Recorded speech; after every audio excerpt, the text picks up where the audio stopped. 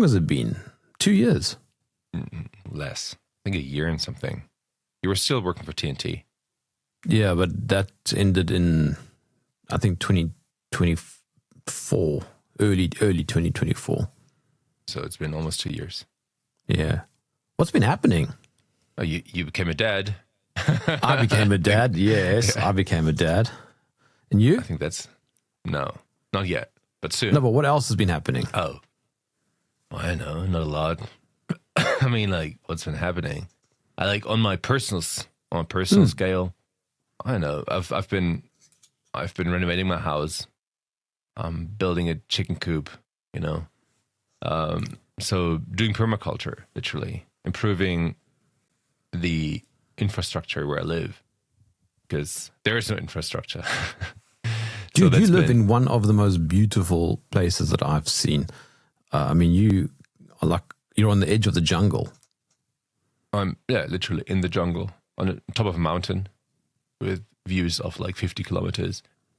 So it's really beautiful, but there is no infrastructure, as I said. So we struggled with our off-grid system. I mean, it worked, but we didn't have sufficient batteries, sufficient solar power, hydropower. So now I improved the system, and so I built a chicken coop now. And within the chicken coop, actually, I built another unit just for my batteries, for my inverters. So now I have approximately 60 kilowatt hours of batteries, which is more than enough to make it. So I will never have any power outages. And that's been on my list, because you're like digging in cables. You can't imagine the amount of work of digging in cables of like 50 or 100 meters at a specific depth, and installing solar panels and the whole electricity system. It was like lots of work. Like literally, I was working on this for a year now, and that kept me busy. Are you still driving that very unfortunate VW? Yeah, I'm still driving it. But it keeps on breaking somehow, because like it's like 50 years old. And yeah. But it gets up the mountain. So yesterday I was driving it, and the pedal that you need to accelerate broke. So I was like, what? No fucking way. How? Yeah, it broke. I don't know, it just broke. It's still working, but you have to dig deep, with your foot. But yeah, that's the next thing I have to repair. Dude, I'm poking fun at you, but I'm sitting without a car. My car's at the mechanic. Yeah, here we go. Why don't you repair it yourself? I've got no, because it's a Mercedes. It's ridiculous. I have got no idea what's going on under the hood. I will say this. I'm never going to buy a Merc again. Ever, ever, ever. Game over. What happened to your Ford Ranger? I've never had a Ford Ranger. I had a Ford, but it wasn't a Ranger. That was years ago. You told me to buy a Ford Ranger. It's like, it's the best car ever. You need to buy a Ford Ranger. Raptor. Ford Raptor. Raptor. But isn't it Raptor a Ranger? Isn't Ford Ranger Raptor? It's a Ford Ranger Raptor. Ford Ranger Raptor.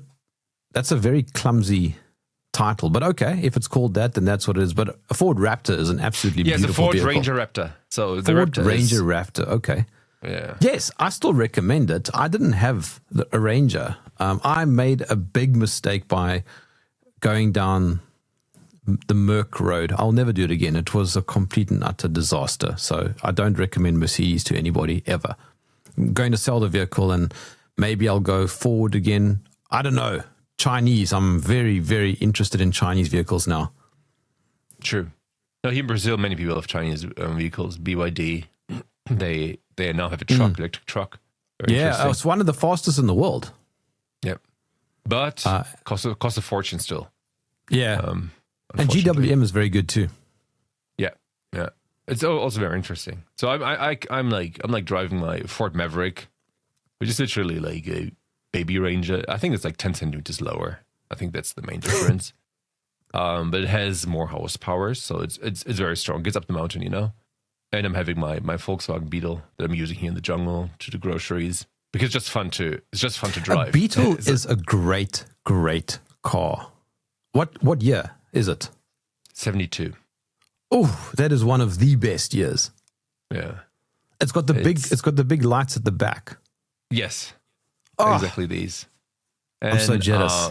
I pimped it. It was a 1,300. I put other cylinders, and now it's 1,600. So it's super strong. It gets everywhere. Even if it's raining, muddy, it gets everywhere. So I put on military tires, if you know them. It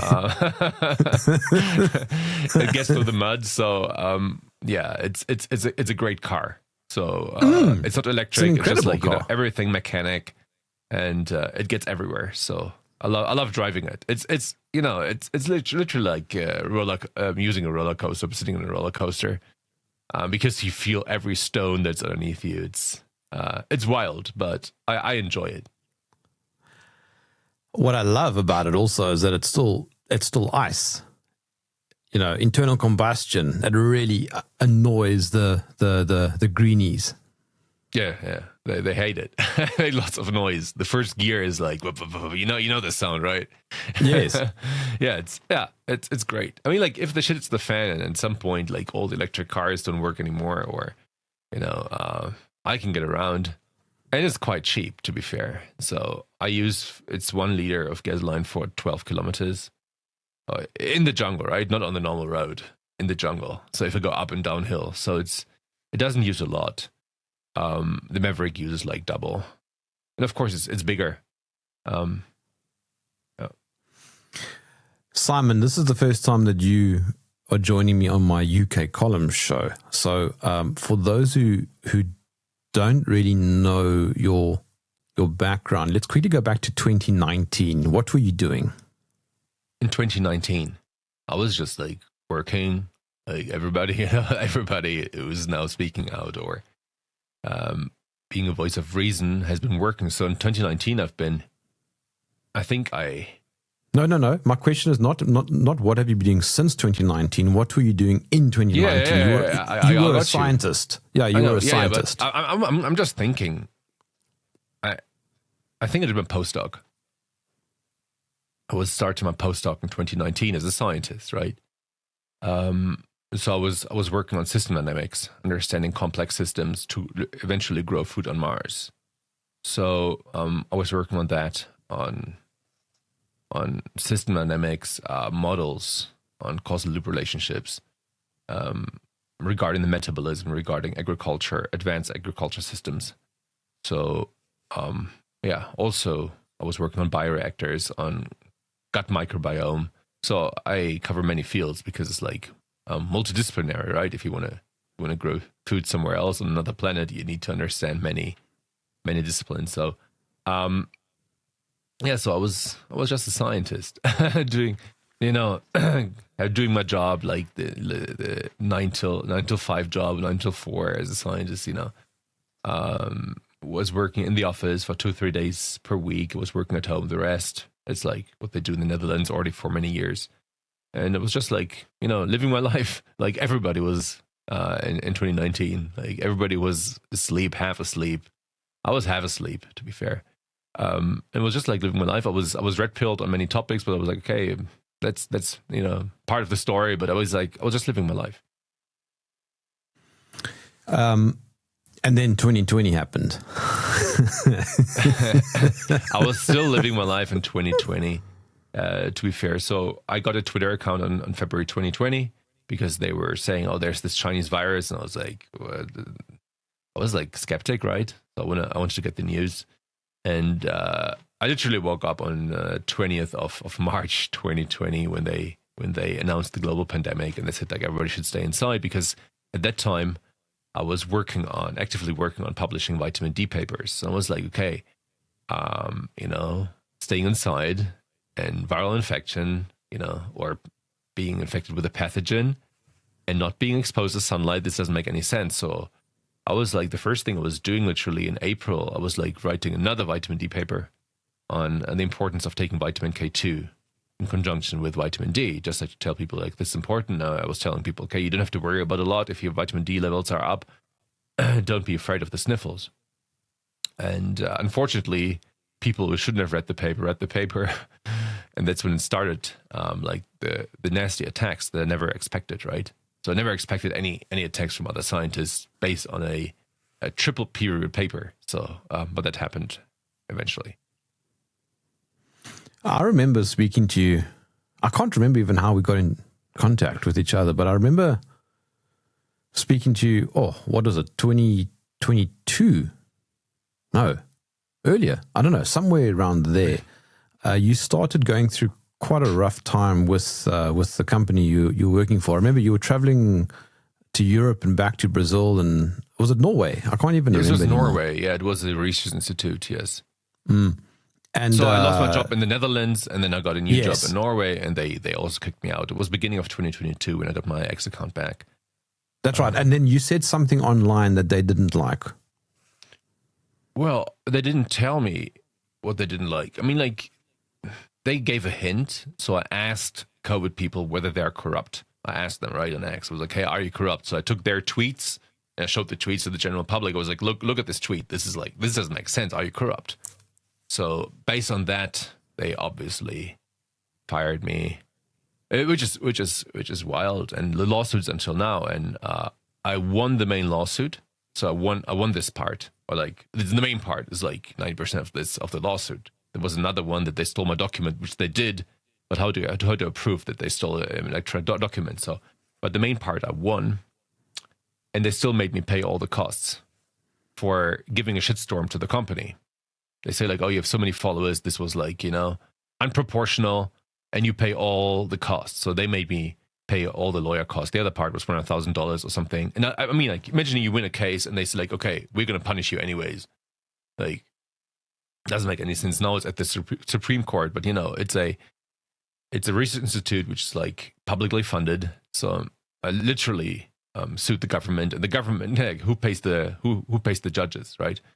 So it's like a difficult case.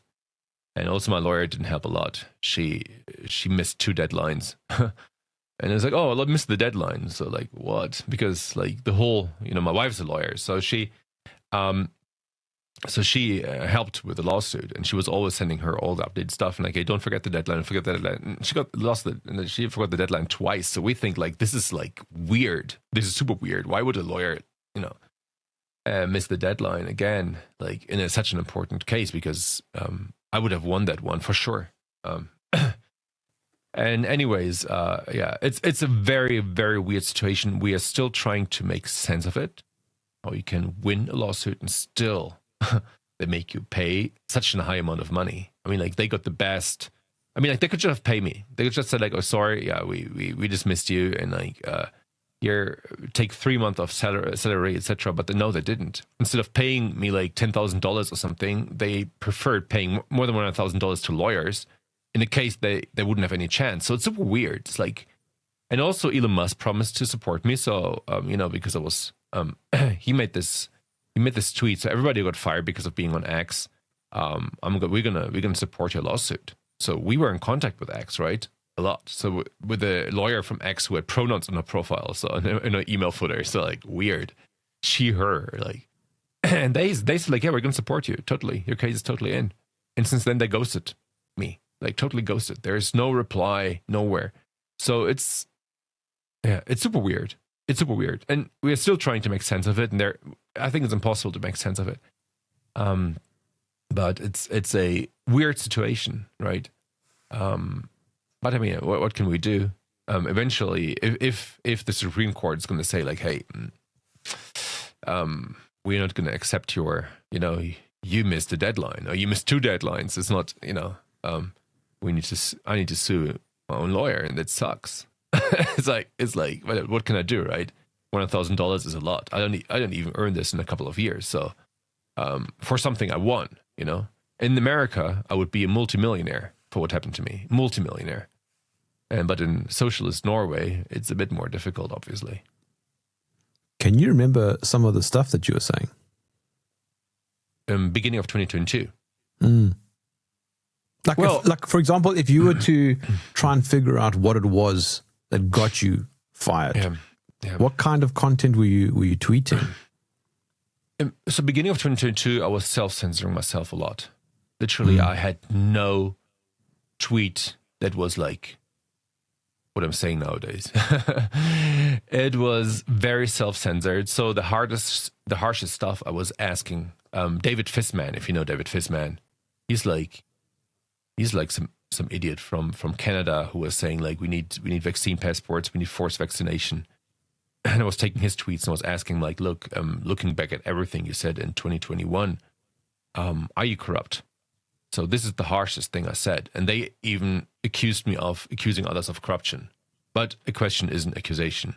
So I think it's that. And my former boss, he was calling me privately and he was like, he's totally on my side, but they get complaints, incoming complaints, literally. HR gets incoming complaints every day, hundreds. So there must have been some campaign against me. So, you know, when I got my X account back, it was beginning of 2022, many people were still like, oh, this deadly pandemic. And now Elon Musk is letting, it was 2023. I'm sorry, it was beginning of 2023, not 2022. Anyway, they were saying like, okay, he's letting all these people back, you know, how is this possible? You know, and my colleagues or other scientists and doctors and activists who got back as well, they also faced a similar smear campaign. And so I told him like, look, I have a significant account on X. I think it was like 100,000 beginning of January. And people don't like what I say, but it's like my private opinion. And they were like, no, we support you 100%. We support you 100%. And then it's at some point, he asked for my private calculations, which I made from a company in the course of 10 years. Oh, can you send me this Excel file? I want to understand what you're doing. You're doing great stuff. And then I was like, oh, of course, because he was always supporting me privately. He was like, oh, they can do whatever they want. We keep you. And I sent him a file and the next morning he fired me. So he was stealing my file. But I mean, like to prove that he stole an electronic file is very difficult. So I didn't manage to do this. I mean, like I sent them everything with the Dropbox changes that this document exists before. But I mean, like the court didn't understand it or they didn't want to understand it. But anyway, that's what they did. And then I made a tweet about this, right? It was like, because they sent me an email. They said like they fired me for exceeding my my right of free speech. So how can you exceed your right of free speech? I mean, like it's very, very difficult to exceed your right of freedom of expression, right? But that's what they wrote.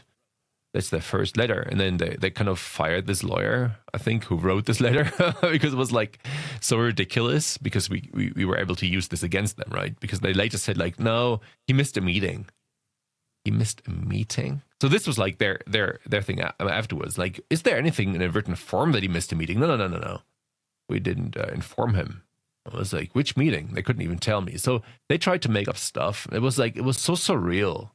This whole court procedure was super surreal. They tried to, first they put the lawyers on there and they said like, oh, he cannot sue us. He's living in Brazil now. And it went up to the Supreme Court, and the Supreme Court said, of course they can sue you from Brazil. So they tried everything. And then they said, like, oh, we don't even know where he lives. So how can we, if we win, how can we execute it? And then I had to show the court that actually my boss visited me here in the jungle, so he knows where I live. And it's like they continued doing this for 2 years until, like, my lawyer missed the deadlines. And, like, this is so weird. Why? How can you miss a deadline like this, especially if you're working on this every single day and reminding her of the deadline? So it's like, I don't want to say sabotage, but it's like, my gut feeling says so. But I don't know. I don't have proof because actually I think my lawyer is a great person, right? We get along very well, but this is weird. Or she had a personal, I have no clue, but this is super weird. Anyway, it just sees where we're at, right? And it doesn't matter if the topic is COVID, if the topic is Israel. You always have these powerful people on top who are going to silence everybody who's like, you know, who's telling their opinion. So, but that is exactly true what you're saying. You know, there's always somebody higher up and more powerful. It's just a pity, though, that you, a scientist, which by its very nature makes you a critical thinker, or at least it should. And here, you're being told not to think critically and to accept the conventional or the established thought. But that's quite usual in the field of science.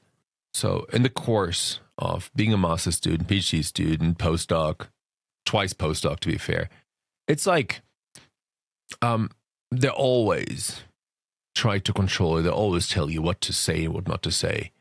So especially during my PhD and postdoc, it was climate change. And I was critical towards climate change for, I don't know how many years, 10 years, 20 years, for always, since I understood that CO2 doesn't drive any of that. But I wasn't outspoken, right?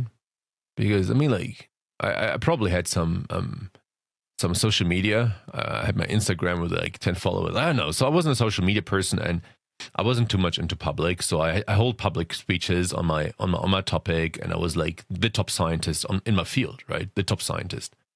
But still, I mean, like when all my colleagues said, "Oh, you cannot criticize climate change," I wouldn't go there, and be a rebel and talk to the 10 people I know and say, like, "Oh, climate change is not real," because I didn't have any audience. So there was no point to be rebellious. Of course, when I wrote scientific papers, I put it in a different way. So I formulated it and said, like, "Oh, these climate change models, you have to take it with a grain of salt," and I tried to put it in a way that my colleagues would accept it, and that you can actually read between the lines and say, like, okay, he doesn't really, probably, there's a likelihood that he doesn't believe that stuff. So this is what I did.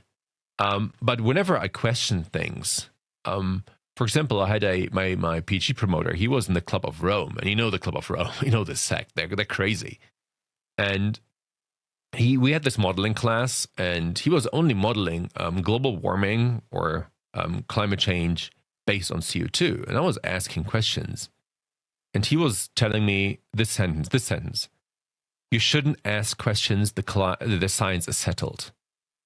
And I heard this sentence again during COVID, and I was like, this sentence was in my head. So it's like the Club of Rome was orchestrating this sentence. I don't know. He told me the science is settled, and he got super mad at me, super mad, for asking questions.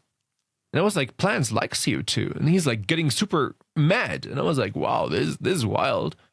And then later, I mean, that was at the University of Iceland. Then later, at the University of Wageningen in the Netherlands, I also wrote a paper on here we go. It was like modeling Namibia, right? Like some high-tech system in Namibia. And also I had to use climate data. I used IPCC data. And at the university where I did my postdoc, there was this professor, and he was one of the IPCC panelists, one of the leading scientists in IPCC. And he always told me, you cannot question climate change. It's a fact, blah, blah, blah, blah, blah. So it's, I was a bit intimidated. I was like, okay, cool. I'm not a scientist in climate change directly. So I mean, like they can say whatever they want to, I just ignore this topic. But, whenever I opened my mouth, it got like, people got mad and you get into trouble. So being a free thinker is not really encouraged. So as a scientist, you need to be submissive. Otherwise, you don't make a career. You don't make it to the top. And the next issue is literally if you're a professor, if you're a professor at the university, this guy has been submissive. He has not been a critical thinker. So literally everybody who makes it to the top and who's teaching your children is one of these submissive people. So this is how the whole scientific system is set up. So you don't learn how to think critically anymore. I kind of came to the conclusion during COVID that the people who you should put more trust in are not the scientists, are not the ones who have skill sets within particular fields. It's the ones who are outside of those fields. Yeah, it's like a cult. They're cultists. So they're manipulated. Let's not say manipulated. There was a huge influence probably of other scientists on them, during their studies. So they learned, or they were told, what is the truth. Just like in the Middle Ages, people were like, okay, the Earth is flat, and there's this sky above and a hell below, and everybody believed it. Unless the Earth is round. Yeah, exactly, and they would execute you for that. So I think it's the same for virology, and I think there are pathogens. I mean, like. But the question is, I told you my dog died of cynomolgus, and he got the vaccine, by the way, because it's when we got it got the vaccine. It's like, I remember you messaged me a few weeks ago. Yeah, and he died within 5 days. He was super, super he was super healthy, and then at some point he just died within days. And they said like it's a virus. And my wife now is like, oh, we need to vaccinate everything. It would have. I was like, he got the vaccine. Oh, he didn't get the second dose. I'm like, come on, please, no. And yeah, but the question is still, what's causing this, right? So of course she tested our other 2 dogs, and one also got cynomolgus, at least antibodies, and didn't get sick though. And the other one didn't have anything. She's like, look, he transmitted this. And I'm like, okay, I don't believe in all this. But I mean, there's something that's causing the disease, and the root cause, I think that's the important thing to discover, right? I don't know what the root cause is. Maybe there are viruses, maybe they're not, maybe there are other pathogens that cause this phenomenon. But it's not very clear. Even virologists cannot make a whole of it. They cannot explain to you why, for example, the transmission of viruses works in some cases, and in most of the cases it doesn't. So there are studies like to transmit a flu, and it's just like, insignificant. So how does all of this work? And they cannot tell us. They cannot give us a clear answer. So to me, there are many questions. It doesn't mean that they say like, oh, viruses don't exist. But I'm very cautious here. I mean, we know that bacteria exist, and they're all very well studied, and there is very strong empirical evidence. But on viruses, is it maybe like a waste product, or is it the cause, or is it the effect? And there are many questions that even virologists cannot answer. So I'm very cautious here. But still, the fact that people, or like, people with dogs die with cynomolgus, there is something, and I would like to understand what it is. If it's a virus, okay, fair enough. But why can't we do anything against it? It's the same with parvo. Yeah, it's the same with parvo. I mean, nobody really knows what causes it, but it always happens to puppies, and it tends to be within unvaccinated puppies. Now, I'm not in any way suggesting anything positive about vaccines, and I'm not suggesting that it's caused by viruses, but it does seem to appear that way. No, I tried to find them to understand, and there was literally no data available. There was no data available. And so, of course, what can I say? I mean, like, the next dog we get, whenever, maybe we're going to get another Dalmatian. My wife's going to let him double, triple, quadruple vaccinate. I don't care. Let's say it's a dog, right? I mean, I love dogs, but it's not like my child, So I've actually I don't care that much. Yeah, so I've asked this parvo question to a number of no virus folks like the Baileys and Tom Cowan and many others, and not one of them is able to answer. I've looked online; it's impossible to find any data. Yeah, we found in our dog, of course, we did all the tests, and he had a dysbiosis. He had really awful bacteria in his gut. So this could have been the reason, or maybe the root cause. Maybe it's the root cause that caused a cascade of other issues. And he didn't only have cynomolgus; he had like 2 or 3 diseases, and he was like 1 year old, super healthy. But I mean, like, there must have been a root cause. And I think the same accounts for us. So people can, of course, focus like during COVID. It's like, oh, he died of COVID, but if you check the actual cause of death, it was hardly ever COVID, right? Maybe 1%, and had the sniffles. And so most people die because of other root causes. And I think medicine has to go that way to see like, hey, what is causing this? What are you eating? Are you exposed to mold? How much do you sleep? What are your cortisol levels?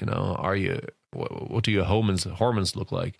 So there are so many factors that actually determine whether you're healthy or not. And then these people say like, oh, let's look at some alleged virus, we didn't isolate yet. It's from China, and there are so many variants, but like this is causing everything. And meanwhile, I don't know how many millions or tens of millions of people have been driven to alcoholism because of their pandemic, and that killed way more than this alleged virus. And they never talk about that. In the Netherlands, they said like, oh, you should order food. You shouldn't go to the supermarket. You should order food. And ordering food is literally pizza, burgers, etc. Like, I'm high in omega-6 fatty acids that are inflammatory, so that actually make you sick. That actually are a root cause of many Western diseases, and that's what they told us. Like, don't go to the gym, don't work out. Don't go to the sun. Like, eat eat junk food, right? And And get a shot in your arm. People sick and get a shot in the arm. Yes, in order to prevent a disease. I've just remembered how we got in contact. You were some random dude on the internet calling out a Drosten for his PCR protocol. Remember that? That's how we got in contact. Yeah, I was this random dude with 10 followers. Yes. Yeah, but you were the only person in the world who had this particular information, or at least nobody else was publicizing it. Not on the paper itself. So there's been a whole consortium of like 10 scientists who were looking into the paper, and people who are geneticists, etc. But I'm not. I looked into the peer review process because I'm one of the few people who was an editor of a Springer Nature journal and who knew the whole peer review process of a scientific paper, and I was showing the whole process because I had access to the back end, so I was taking screenshots. This is how it works. How many editors in the world could speak out against this stuff? They're just like a handful. Like, they're not many, right? Maybe, I don't know how many editors existed on this platform, but maybe 200, 300, I don't know. So it's a very low number. So I spoke out, and I was analyzing it first. The analysis took like a week of deep research, and then I was taking, of course, screenshots from the back end, explaining how peer review process works, and then I was able to show that he committed fraud.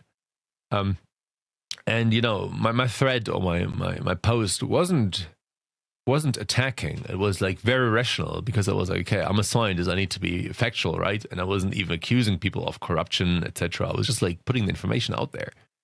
And yeah, I think this is how we met. This is how I met most of the people, to be fair. So just quickly give me the summary of what happened with Drosten. I can tell you what he did in general and the little part he was exposing. So he knew about COVID way before the first case in China appeared, which is weird. And we have the evidence. So he was working on the PCR test, like in creating the PCR test for COVID, most likely since beginning of December 2019, which is weird because the first Chinese case was when? Around the 20th of December. We know this because there's a lab in Slovenia who published about the PCR test in the very beginning of January, I think the 1st or 2nd or 3rd of January. And they said that they received the tests before Christmas, and they have been extensively testing it. And I was like, how can you extensively test something if you receive a test before the first case appeared? So this was like super odd. It didn't make any sense. And Drosten was on it, right?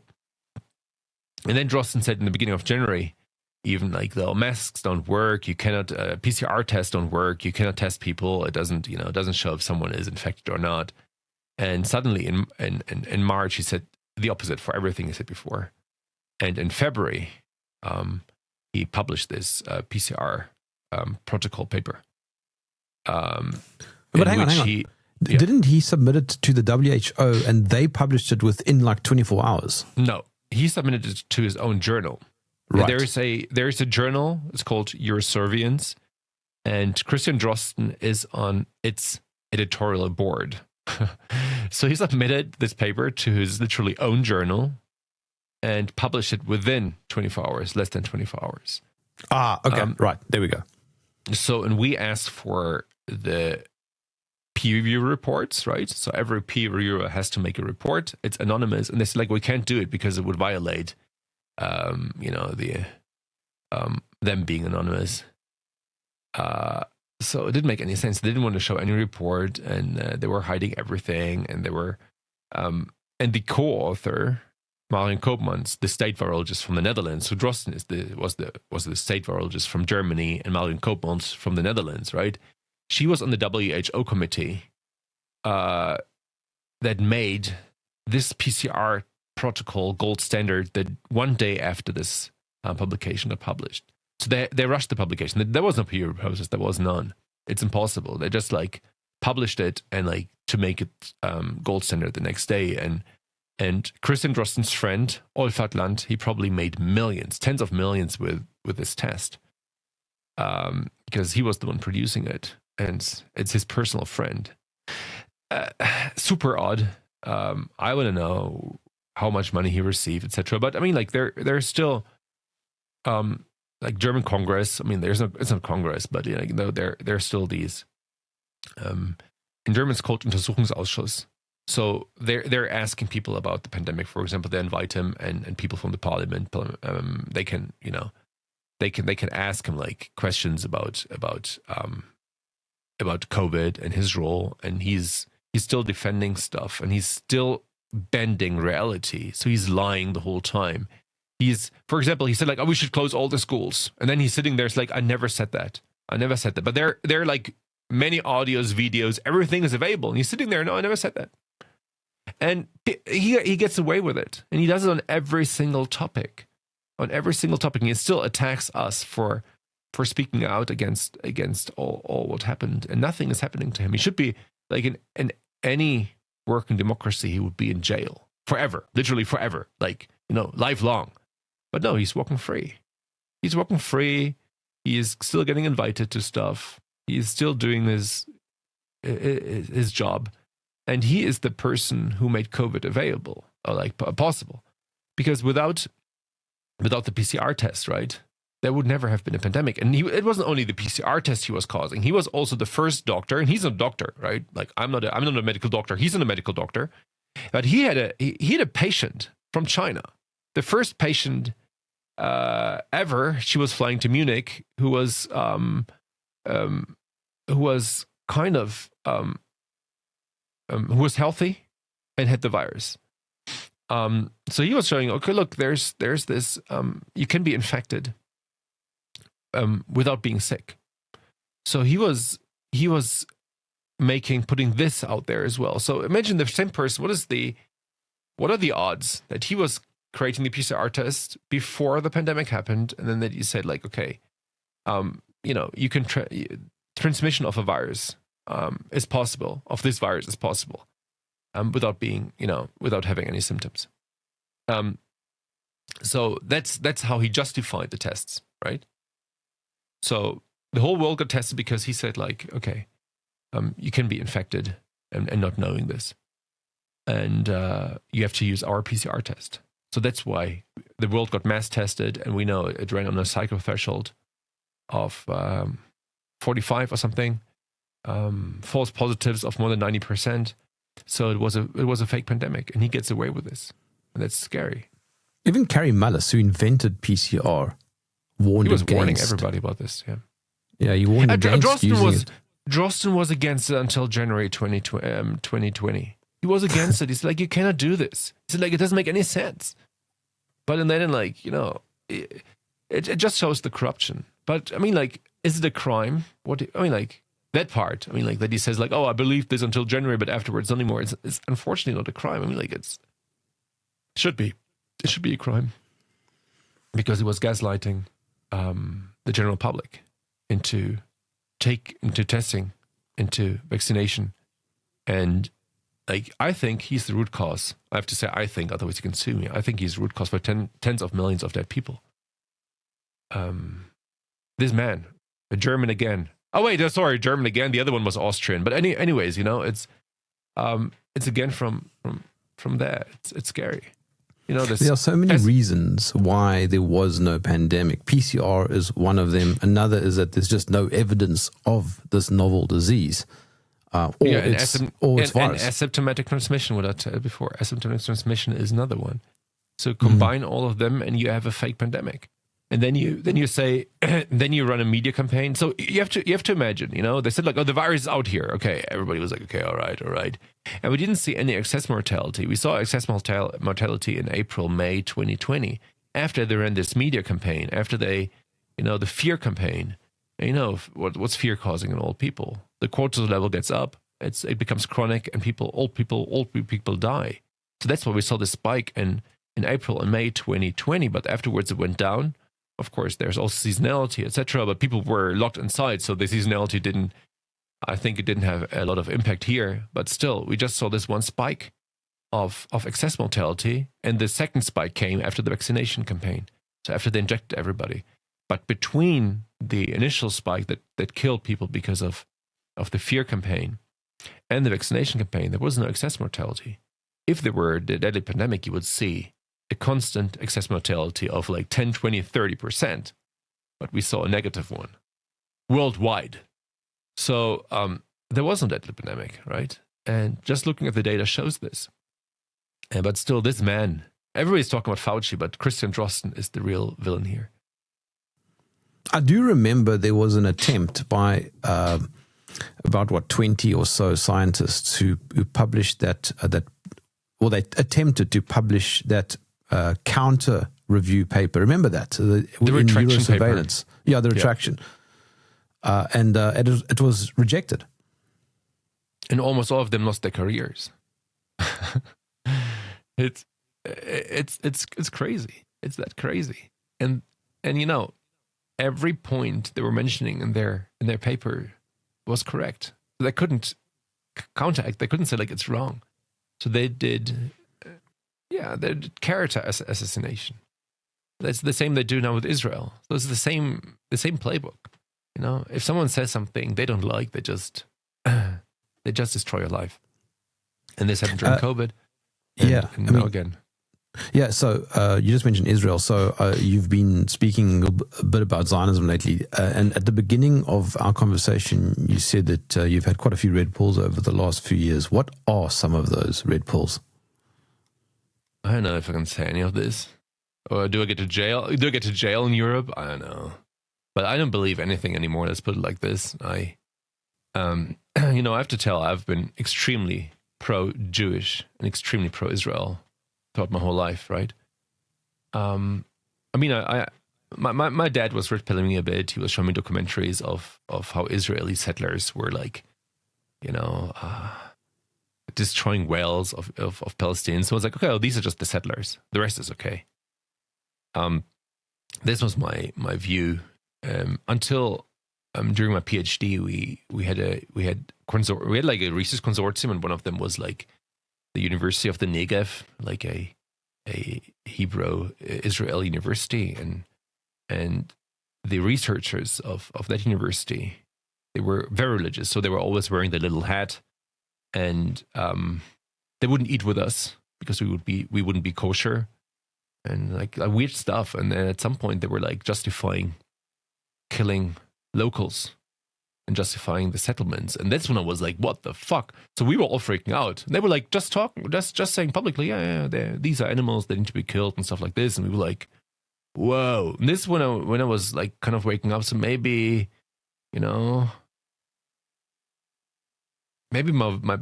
view on Zionists wasn't that correct, and on Judaism as well. So I'm not a friend of Judaism, but I mean, like, they're good Jews out there, right? That they don't believe every word in the Talmud, and I consider the Talmud a disgusting book.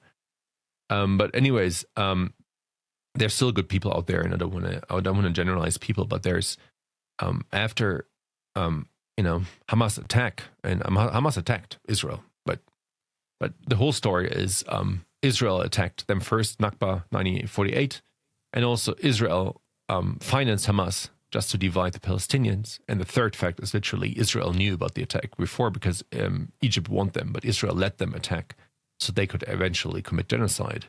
And there was also an IDF stand down for a few hours, coincidentally. Yeah, just like coincidentally. Yeah, it's just like during September 11th there was this stand down. It's always coincidentally. And anyways, I don't like Islamic extremism. I don't like Islamism. I think it's disgusting, and it's it shouldn't have any place in the Western world. And I'm against. I'm in favor of sending all extremists back home from Europe, send them back to their own original countries. But Zionism is a totally different level of evil, in my opinion. And what I had expected is that Jewish voices, like 50% of the Jewish voice would say like, hey, or like many Jewish people would say like, okay, this attack from us is disgusting, but look, like this is what we're doing to them, and killing 40,000 children is wrong. Calling, like, there's this American congressman, Randy Fine, who twice said that the US or Israel should nuke the civilians. And I'm like, and hardly any Jew is literally speaking out against this. Imagine the a famous Muslim congressman. I know there's some in the US at least, is saying like, "Hey, we should nuke all Israelis," and they're also like, "Oh, why don't Muslims condemn this?" And I tell you, many Muslims would condemn this, but how many Zionists and Jews condemned Randy Fine? Maybe 1, 2. Dave Smith, and he's not super Jewish. But it's just a few. It's a handful. I get PMs from Jewish people. It's like, thank you for doing what you're doing, right? But they don't dare to say publicly. So, but anyways, it's these voices, these Jewish voices that are available everywhere, right? That are in the White House, that are like Ben Shapiro, Mark Levine. It's really super scary what they've been saying the last 2 years. So they speak, and I hear the devil speak. And what they are saying doesn't make any sense, just like full of hate and Jewish supremacy. So in the beginning, I was quiet about this conflict because I was like, okay, you have like, Hamas that I totally dislike, and then you have the Zionists that I dislike. Let them fight, right? Keep the civilians out of it, get the hostages and prisoners of wars out. By the way, the Israelis call someone hostage who has been kidnapped from a tank. They're the only country in the world that manages to call prisoners of war. If you kidnap a soldier from a tank, right, an active soldier from a tank, it's a prisoner of war, and they call them hostages. And and meanwhile, there are still 1,500 Palestinian hostages, and the Knesset, I think yesterday, was trying to pass a law to execute all of them. Imagine like this the other way around. They would nuke that place. But why can Zionists do whatever they want? And they get away with this. And if you are critical to Zionism and you're anti-Zionist, they call you a Jew hater. I'm like, okay, if this makes me a Jew hater, I'm a proud Jew hater, right? Because I'm like, if I'm against injustice and this makes me a Jew hater, or this gives me the label, I proudly wear the label. That makes you an anti-Semite, and it makes you a persona non grata. So that's what I am. So, I mean, like, you invite me to your show. Nobody else does, believe me. So I have another one today, but that's like with a Muslim person. So they like to talk to me. They say a rational voice who sees the problem on both sides, which I do. But of course, I see the problem on one side much more right now because I woke up. But anyways, I'm not like pro the other side, right? I'm against everything. It's like literally I'm hating everything. But nobody else would like talk to me. It's because, people are, it's just like with American football or soccer or like the real football, by the way, don't call it soccer. People choose teams. When you watch a match, people are like, oh, it's like Chelsea versus Arsenal, and like, both can suck my dick. I don't care. There's a big owner behind it, and that owner is like literally, using the sports in order to get, But anyways, people are cheering. They're like, oh, I'm for Arsenal, I'm for Chelsea, and you could ask a whole room of 100 people, and maybe 1 or 2 say like, I don't care. And it's the same here as well. It's like they expect you to take sides, but I don't take sides, right? I mean, like, I prefer a side over the other side after what I observed, right? But in the beginning of the conflict, I was like, oh, I don't care. And then I see what's happening and like, okay, wow, this one side is really fucked up. And then I say, this is really fucked up. And I see like, look, all the politicians, and especially in the United States, but also in Europe, look what they're saying. It's disgusting. They're justifying genocide. It's like, oh, nothing is happening there.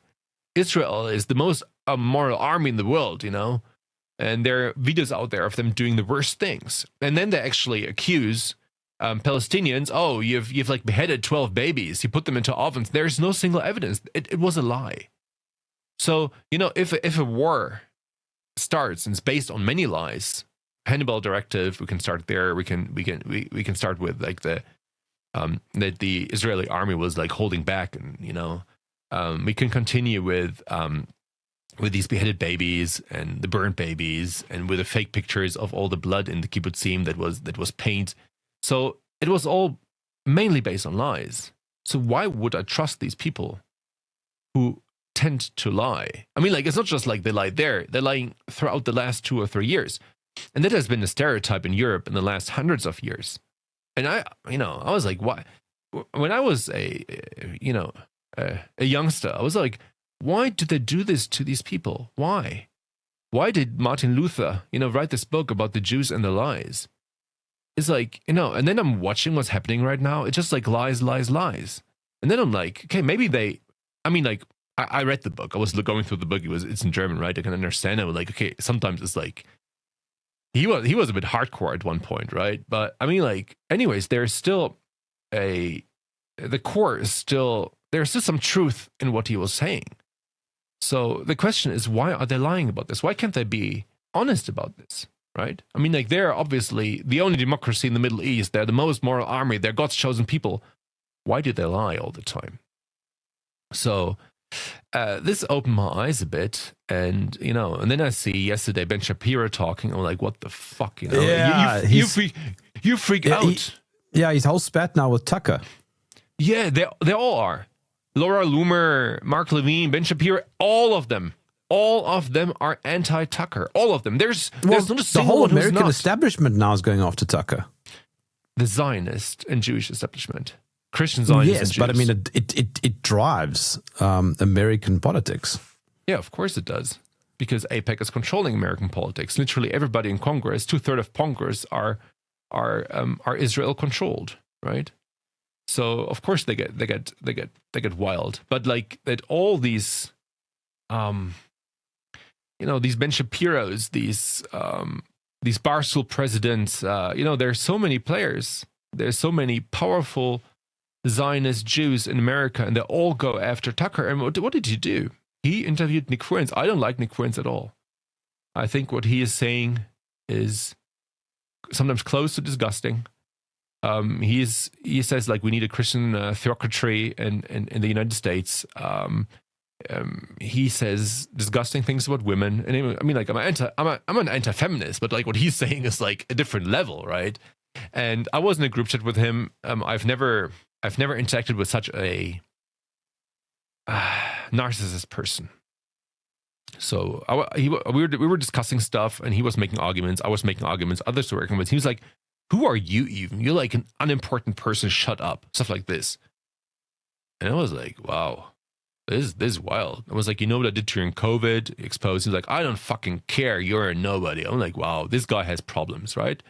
So yeah. And when I asked him about his relationship to Ali Alexander, who's a groomer, who is a pedophile, and they're good friends, right? Yeah, he blocked me. But okay, he can do whatever he wants. And I think that Tucker Carlson interviewed him is good. You should talk to everybody. You should even talk to Nick Fuentes. It's fine, And I totally defend the right of Nick Fuentes to not be cancelled, to speak freely. So he should be allowed to do so, right? We all have this right of freedom of expression. He has as well. And he shouldn't be cancelled for having a different opinion. It's not my opinion, but I totally support his right of having an opinion. And Tucker Carlson talked to him. And yeah, he should have been more critical now and then. But it's Tucker can also make his own decisions how critical he is and what he's asking or not, right? If you look at CNN and other media, they're way more propaganda than an interview of Tucker Carlson with Nick Fuentes or Vladimir Putin or I don't know who. So they're now trying to cancel him. Because he talked to someone they don't like. That's super insane. And they're all doing this together. It's not like there's one of these voices of these Jewish Zionist voices like, hey guys, calm down a bit. No, they're all in it. All of them. I don't see any exception. So that's the crazy thing. So I'm wondering why. Maybe you have an idea why. Why? Is it a cult? Is it like, Scientology? If you speak out against it, you're out. What is it? I have no answer to this. Yeah, it's something that I also wonder. It's kind of like the climate change thing. In many ways, people buy into it. It's indoctrination, propaganda.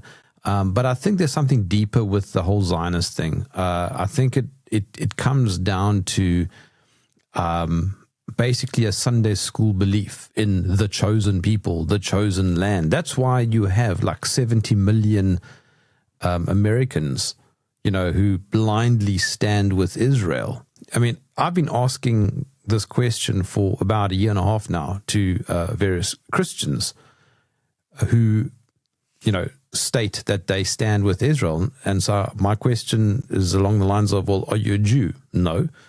Are you an Israeli citizen? No. Okay, so then why do you stand with Israel? And they don't want to say it's because they were taught that it's the chosen people or chosen land. They don't want to say it. So they make all sorts of other excuses, or they just get angry. And I think it comes down to that sort of deep-rooted indoctrination. That's what I think. But I mean, like, if you're a Christian, right? I'm an agnostic Christian. So it's weird, actually. I live by Christian values. So so basically, you're not sure if you're a Christian. People attack me with this, but I live by Christian values, and I think there's God. But I don't think that the Bible is the word of God. So many people hate me for that. But I mean, like, there's, the bunny isn't a ruminant, right? I mean, like, there's so many things in the Bible that are contradictory to each other. So if it was the word of God, it would be more consistent. So that's just my private opinion, but I get along with Christians very well. I love Christian values and all of this. So I pretty much align with Christianity.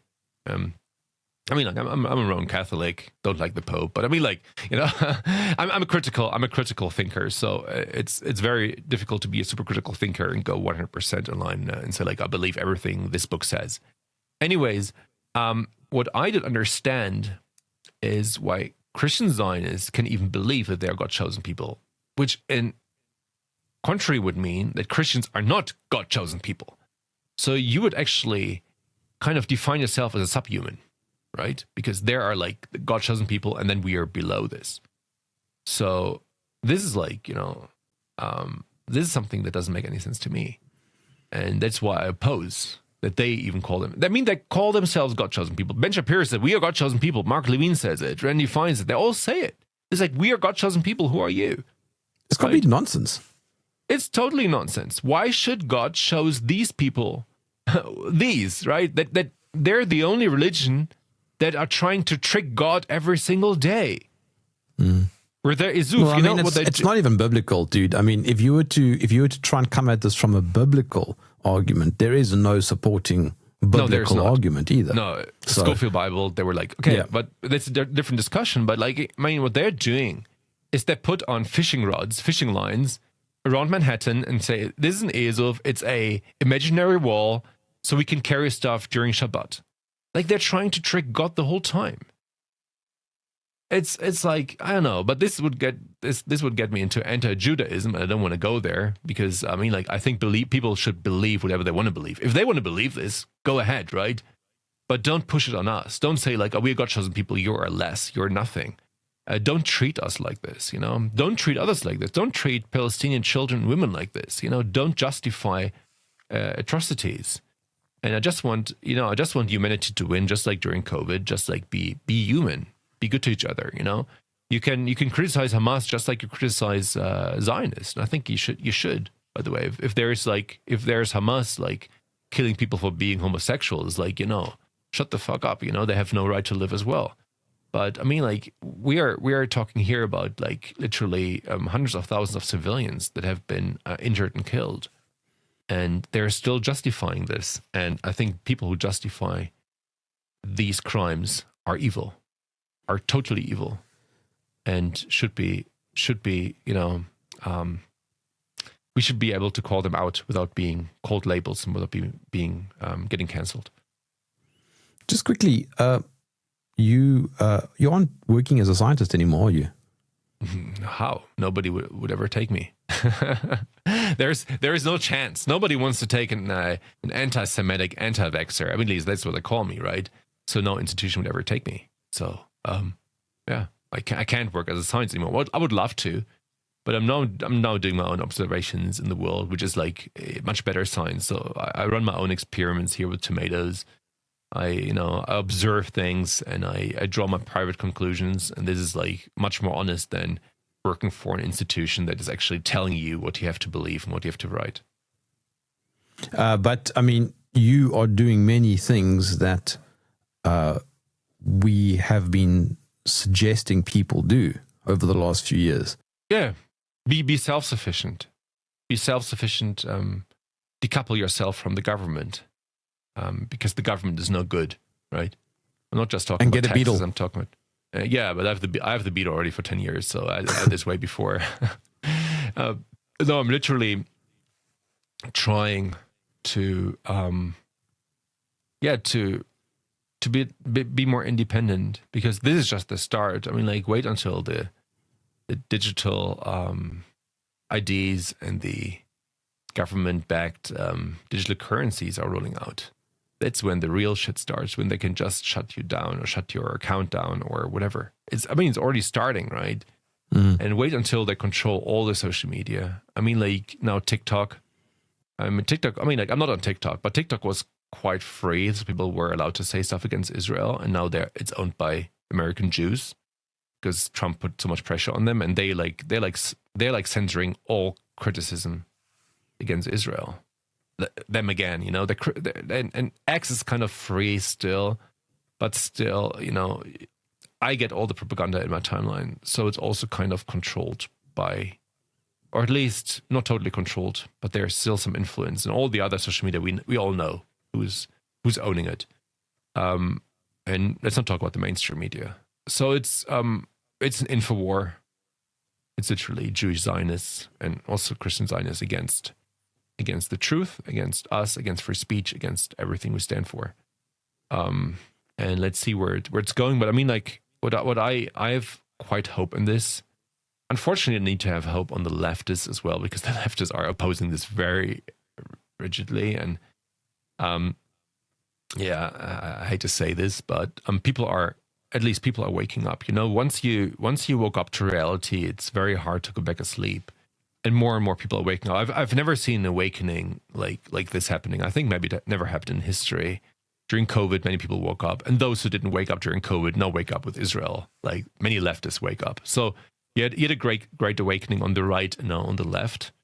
And this could be in our favor or in the favor of humanity, because I don't want to be a frontman politician, because I think they're all corrupt. So I just want people to be free, right?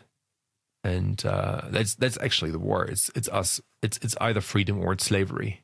It's literally what George Orwell wrote in 1984, just like with different topics. And that's what we're up against. Simon, how can my audience follow you? If they want to follow me, they just go on X and they put my name. There are many fake accounts, but I mean, if I put my name into the search engine there at the top, you see one with a yellow dot next to it. It's me. And yeah, that's how they can follow me. And I should get more active on Telegram too. Telegram is just like my surname. But that's about it. I don't have too much time for all the social media. I try to be active throughout the day, but I mean, like, I'm working outside a lot. I'm trying to, be 100% self-sufficient. And that's taking like 10 hours of my day, and the rest I'm trying to be a bit active. Well, that's how they can follow me. How can they follow you, Jerm? That's even more important. You need more followers. They can go to your social media and you can direct them to me. I'll do that. That's a good one. Simon Goddek, as always, my friend, thank you for joining me in the trenches. Thank you.